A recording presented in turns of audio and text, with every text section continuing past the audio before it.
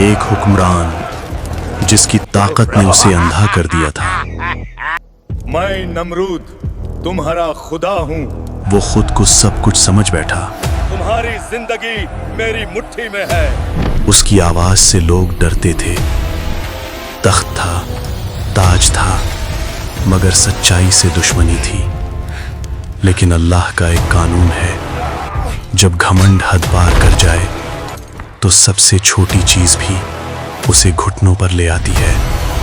उसी अंधेरे दौर में एक नूर उतरा, बिना लश्कर, बिना शोर, सिर्फ अल्लाह पर पूरा यकीन। आग जिसे जला न सकी और सत्ता जिसे झुका न सकी। एक सोच जिसने झूठे खुदाओं की जड़ें हिला दी।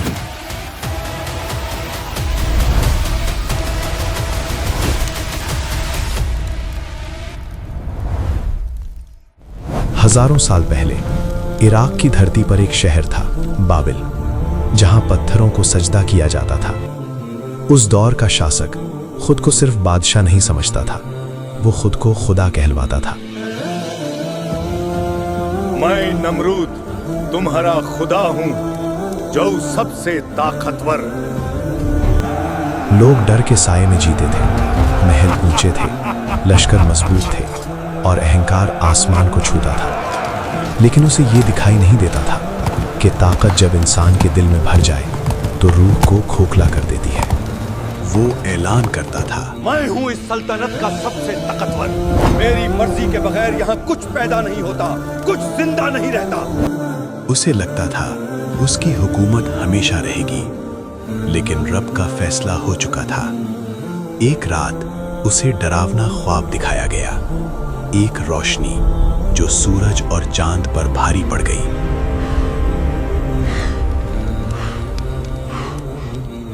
नजूमियों ने बताया, एक बच्चा पैदा होने वाला है जो तेरी हुकूमत को तोड़ देगा। ये तब होगा जब कोई नवजात बेटा जिंदा रहेगा। बाबुल शहर में तहलका मच चुका था। हर गली में खौफ था, हर दरवाजे के पीछे एक मां की कांपती सांसें थीं। हर गली में सन्नाटा था, हर घर में डर, माओं की सांसें थमी हुई थीं। हुक्म साफ था, कोई सवाल नहीं, कोई रहम नहीं। जहां इंसानी ताकत खत्म होती है, वहीं से अल्लाह की हिफाजत शुरू होती है।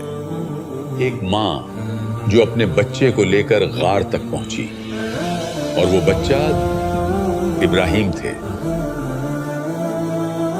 बचपन से अलग, बचपन से सोचने वाले। जब वो गुफा से बाहर आए तो आसमान को देखा।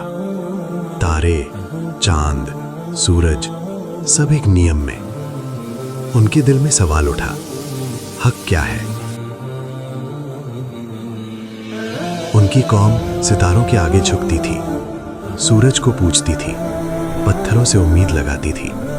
लेकिन इब्राहिम अलैहिस्सलाम बोले, ये सूरज उगता है फिर डूब जाता है, जो डूब जाए वो खुदा कैसे हो सकता है? उस रब पर यकीन रखो जिसने सूरज और चांद को बनाया है।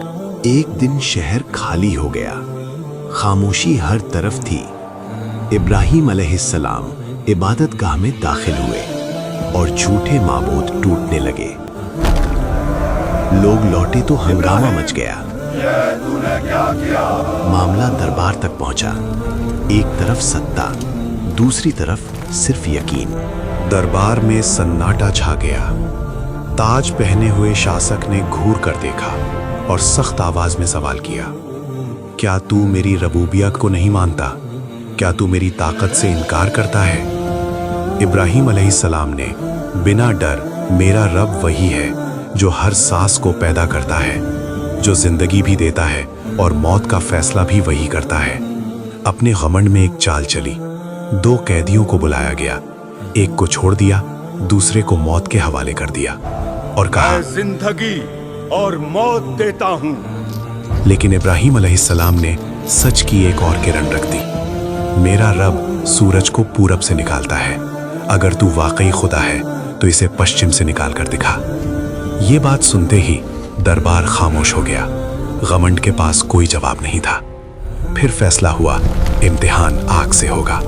इतनी बड़ी आग जलाई गई कि उसकी लपटें आसमान को छूने लगीं।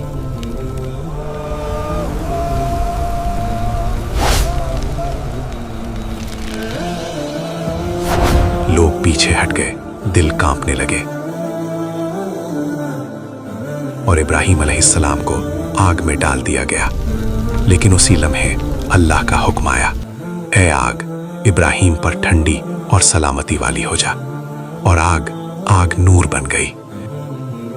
घमंड अब सिर्फ बाहर नहीं था, वो उसके अंदर ही अंदर टूट चुका था। जिसने खुद को सबसे ताकतवर समझा, जिसने कहा था मेरी मर्जी के बिना कोई जिंदा नहीं रह सकता, उसी की ताकत को अल्लाह ने एक ऐसी मखलूक से तोड़ा जिसे लोग मामूली समझते हैं। ना कोई लश्कर, ना कोई हथियार, ना कोई जंग, सिर्फ एक छोटा सा मच्छर। अल्लाह ने उसे भेजा।